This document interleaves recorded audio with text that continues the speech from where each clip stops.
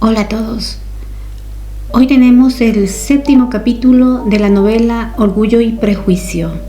Este podcast los puedes encontrar en www.isabelanaluisa.com. Empezamos. La propiedad del señor Bennet consistía casi enteramente en una hacienda de 2.000 libras al año, la cual desafortunadamente para sus hijas estaba destinada por falta de herederos varones a un pariente lejano, y la fortuna de la madre, aunque abundante para su posición, difícilmente podría suplir a la de su marido.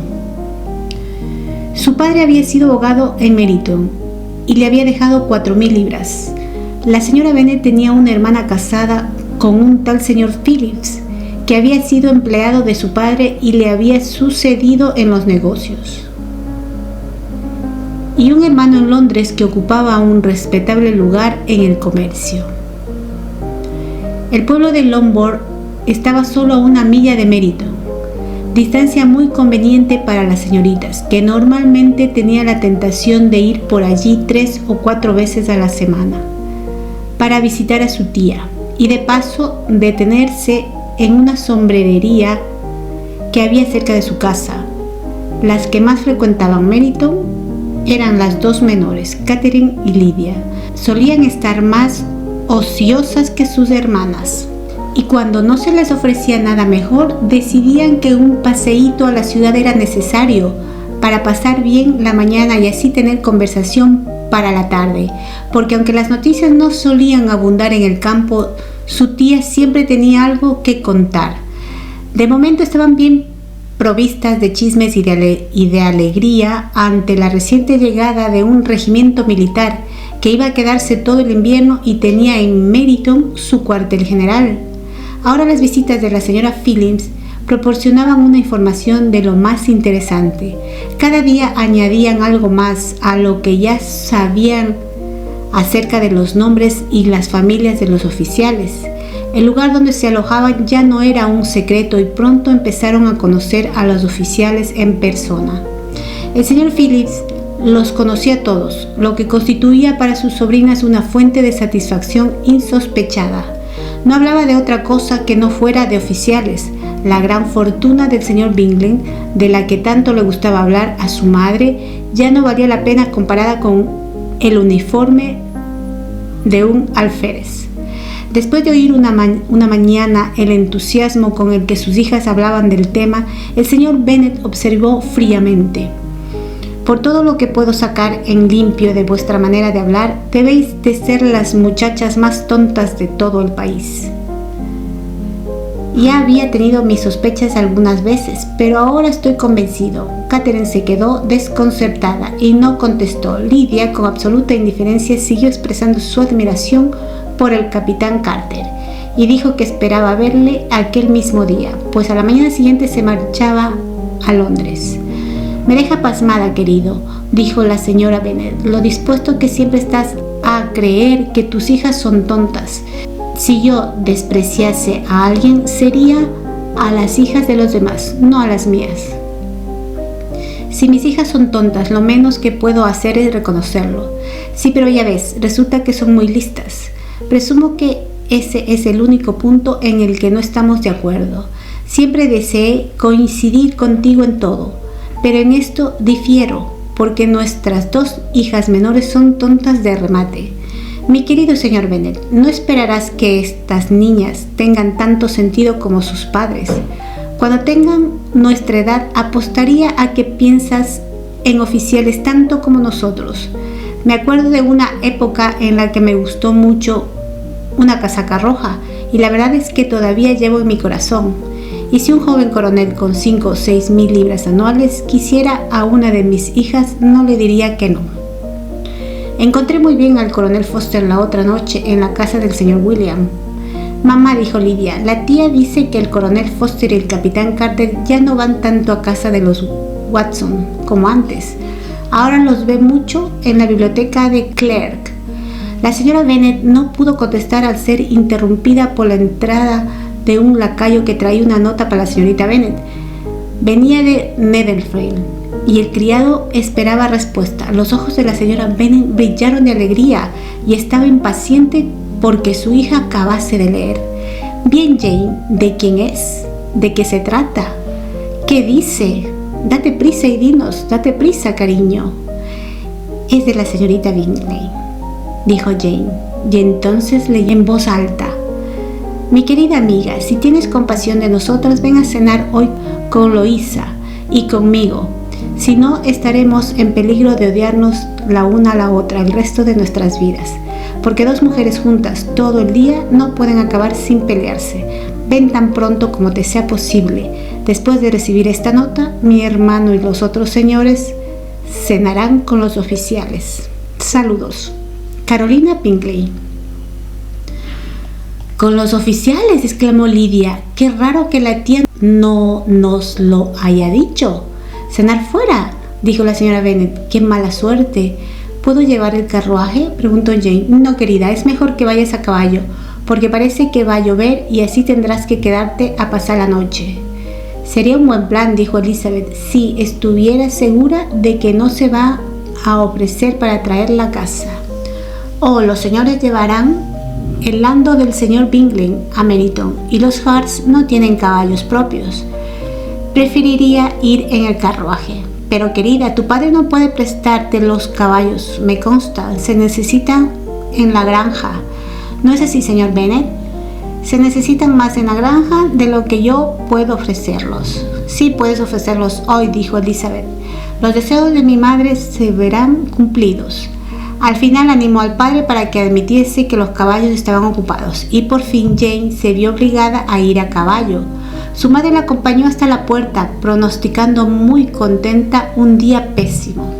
Sus esperanzas se cumplieron. No hacía mucho que se había ido Jane cuando empezó a llover a cántaros. Las hermanas se quedaron intranquilas por ella, pero su madre estaba encantada. No paró de llover en toda la tarde.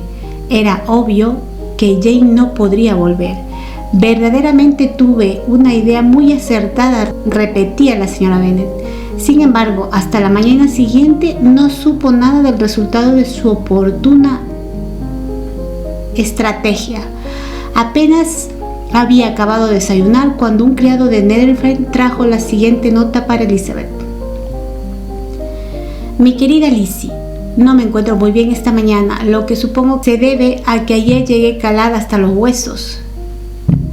Mis amables amigas no quieren ni oírme hablar de volver a casa hasta que no esté mejor. Insisten en que me vea el señor Jones. Por lo tanto, no os alarméis si os enteréis de que ha venido a visitarme. No tengo nada más que dolor de garganta y dolor de cabeza. Tuya siempre, Jane. Bien, querida, dijo el señor Bennet. Una vez Elizabeth hubo leído la nota en alto, si Jane contrajera una enfermedad peligrosa o se muriese, sería un consuelo saber que todo fue por conseguir al señor Bingley y bajo tus órdenes. Oh, no tengo miedo de que se muera. La gente no se muere por pequeños resfriados sin importancia. Tendrá buenos cuidados. Mientras esté allí, todo irá de maravilla. Iría a verla, si pudiese disponer del coche. Elizabeth, que estaba verdaderamente preocupada, tomó la determinación de ir a verla. Como no podía disponer de carruaje y no era buena amazona, caminar era su única alternativa, y declaró su decisión.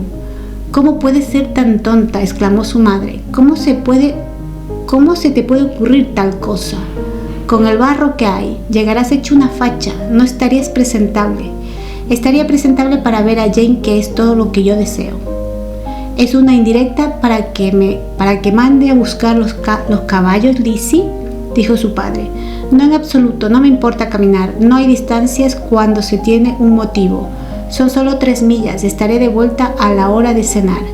Admiro la actividad de tu benevolencia, observó Mary, pero todo impulso del sentimiento debe estar dirigido por la razón, y a mi juicio el esfuerzo debe ser proporcional a lo que se pretende.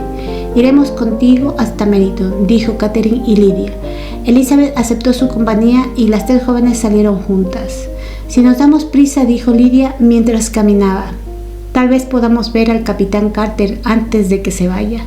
En Meryton se separaron. Las 2 menores se dirigieron a casa de la esposa de uno de los oficiales y Elizabeth continuó su camino sola. Cruzó campo tras campo a paso ligero, saltó cercas y sorteó charcos con impaciencia, hasta que por fin se encontró ante la casa, con los tobillos empapados, las medias sucias y el rostro encendido por el ejercicio. La pasaron al comedor donde estaban todos reunidos menos Jane, y donde su presencia causó gran sorpresa.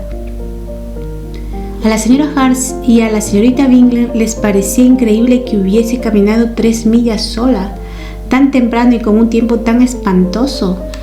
Elizabeth quedó convencida de que la hicieron de menos, por ello, no obstante, la recibieron con mucha cortesía, pero en la actitud del hermano, algo más que cortesía, había buen humor y amabilidad. El señor Darcy habló poco y el señor Hart nada de nada. El primero fluctuaba entre la admiración por la luminosidad que el ejercicio le había dado a su rostro y la duda de si la ocasión justificaba el que hubiese venido sola desde tan lejos. El segundo solo pensaba en su desayuno. Las preguntas que Elizabeth hizo acerca de su hermana no fueron contestadas favorablemente. La señorita Bennet había dormido mal, y aunque se había levantado tenía mucha fiebre y no estaba en condiciones de salir de su habitación. Elizabeth se alegró de que la llevasen a verla inmediatamente, y Jane, que se había contenido de expresar en su nota cómo deseaba esa visita, por medio de hacer inconveniente o a alarmarlos, se alegró muchísimo al verla entrar. A pesar de todo, no tenía ánimo para mucha conversación. Cuando la señorita Bingley las dejó solas, no pudo formular más que gratitud por la extraordinaria amabilidad con la que la trataban en aquella casa. Elizabeth la atendió en silencio.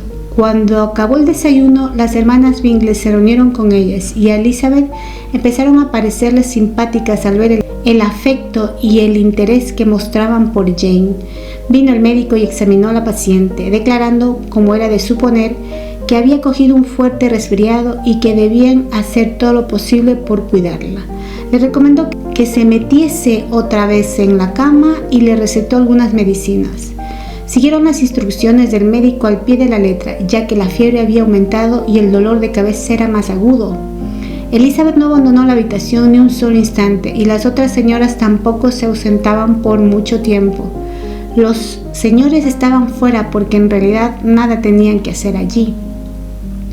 Cuando dieron las 3, Elizabeth comprendió que debía marcharse, y aunque muy en contra de su voluntad, así lo expresó. La señorita Bingley le ofreció el carruaje. Elizabeth solo estaba esperando que insistiese un poco más para aceptarlo. Cuando Jane comunicó su deseo de marcharse con ella, por lo que la señorita Bingley se vio obligada a convertir el ofrecimiento de Landau en una invitación para que se quedase en Netherfield. Elizabeth aceptó muy agradecida y mandaron un criado a Lombard para hacer saber a la familia que se quedaba y para que le enviasen ropa. ¿Qué tal este capítulo? Me parece muy interesante. Si tienes alguna duda, pregunta o comentario que hacer, no olvides de hacerlo en nuestra comunidad. Te veo en el siguiente capítulo.